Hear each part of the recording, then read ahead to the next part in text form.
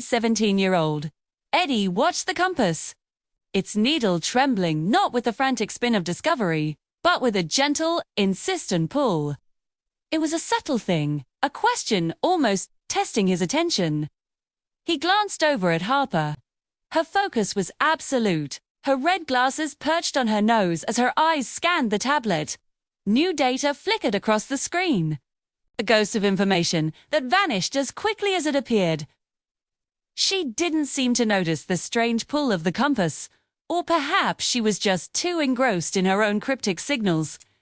He nudged her shoulder. Anything? Shay shook her head, her long blonde hair swaying. Flickers. Like it's trying to connect but can't hold on. What's the compass doing? It's pulling, Eddie said, holding it out. Not pointing. Just sort of tugging. This way.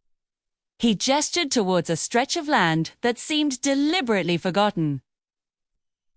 The pavement had crumbled away into dirt, and the sounds of the city had faded into an unnerving silence.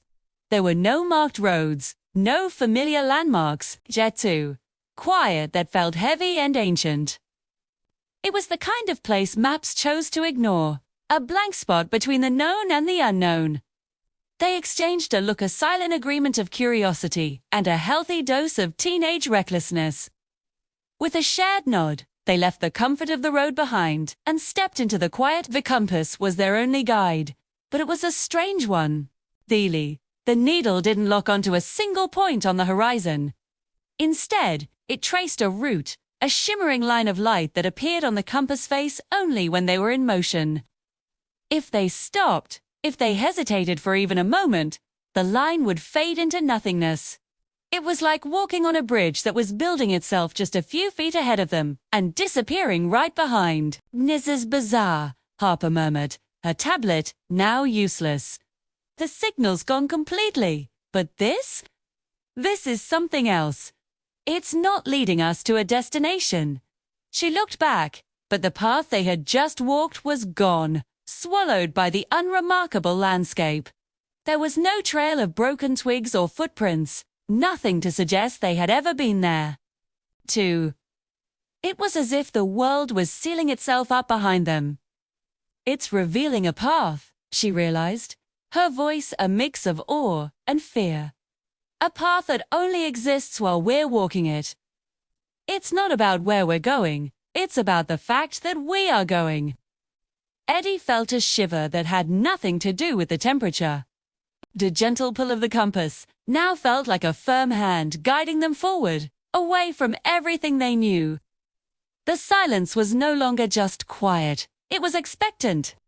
He looked ahead into the dense, uninviting woods. There was no telling what was waiting for them, no map to consult, no signal to trace. There was only the strange, ephemeral path and the silent promise of the unknown. As the last trace of their previous steps vanished behind them, a profound understanding settled over Eddie. Some paths were never meant to be revisited. They were one-way journeys, designed to be crossed and then forgotten. He gripped the compass tighter. Its pull was steady, unwavering. Whatever lay ahead, whatever secrets this forgotten land held, depended entirely on one simple choice: their willingness to keep moving forward. To trust the path that existed only in the moment, and to leave the past to erase itself. With a deep breath, they took another step into the quiet, and the path ahead shimmered into view once more.